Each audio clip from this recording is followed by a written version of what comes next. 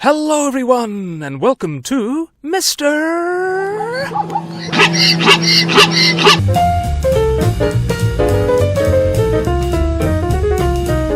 This is Africa, and here is the Democratic Republic of the Congo. Now, let's go, shall we? Africa's second biggest country, the DRC houses the second biggest rainforest in the world, where many rare and wonderful animals are found, as well as the world's deepest river, the Congo River, which U-turns its way through the country, cutting through mangrove swamps and buzzing golden savanna and hot dripping jungle. Into this formidable and foreboding region stepped the first peoples to inhabit it, the Pygmies, who hunted and fished with their barbed harpoons for thousands of years, before the taller Bantu speakers from the north began arriving in the first millennium BC and took over. The Bantu speakers were cattle herders and metalsmiths who set up kingdoms and traded their iron and copper alongside salt and slaves. And if something happened, drummers drummed beats that communicated messages to listeners miles away. No doubt a lot of drumming accompanied the approach of those floating wooden mountains with giant cloths puffed out like cheeks from the wind. The Congo kingdom was discovered by the Portuguese in 1483, and Africa would never be the same again. The Portuguese brought things from Europe that fascinated the African kings, most notably firearms. African leaders began selling their slaves in exchange for these intriguing new weapons, and power shifts in African states would from now on be decided on who cooperated or collaborated with the Europeans or not. For example, a tribe without guns would struggle to beat a tribe possessing such artillery. But it would be several centuries before Europeans themselves explored deep into the Congo. One of those adventurers was Welshman Henry Morton Stanley, who was later charged by the Belgian king Leopold II to make it profitable for him. In 1885, the Berlin Conference granted the Congo to Leopold as his own personal treasure trove. Ivory was initially the focus, but this eventually subsided in favor of rubber. The sap of the rubber tree could be turned into tires for bicycles and later automobiles. Demand for rubber led to many atrocities committed against the Congolese in order to feed the insatiable market's appetite for the commodity. These hard-faced men belonged to the force publique, the brutal troops in charge of managing quotas and putting the force in forced labor. If this man here did not collect enough sap, the force publique would very likely chop his hand off. The sickening exploitative conditions were broadcast to the world thanks to Christian missionaries who sent reports and photographs back home that shocked and outraged the public. In 1908, Leopold was stripped of his colony and the Belgian government assumed control. It's impossible to calculate the number of deaths resulting from Leopold's reign, but historians agree the toll stands in the millions. The country slowly recovered, cities were built up, hospitals provided care, and by 1954, black and white students were studying together in the Jesuit university. But of course, Congolese people wanted independence, and they achieved it in 1960 with independence leader Patrice Lumumba as first prime minister. In just 5 years, however, a military dictator took power. Mobutu Sese Seko renamed the country Zaire and enriched himself while his people suffered. He was finally ousted in 1997. Under Joseph Kabila, the country crumbled further from conflict. The Second Congo War, which ended in 2003, saw millions die, and this led to the lengthy Kivu conflict and the Turi conflict, where even child soldiers have been engulfed in the bloodshed. So remember, kids, next time you complain about mum making you do the dishes, just be glad she isn't strapping an AK-47 to your back and sending you out to pump an enemy militia full of lead. Felix Tshisekedi became the next president in the first peaceful transfer of power since 1960. The country, as ever, abounds in natural resources, and immense potential is perched upon this land like an eagle itching to take wing. But progress cannot logically occur until the fighting ceases and corruption shrinks. What do you think the future has in store for the Congo? Comment below, but for now, bye-bye!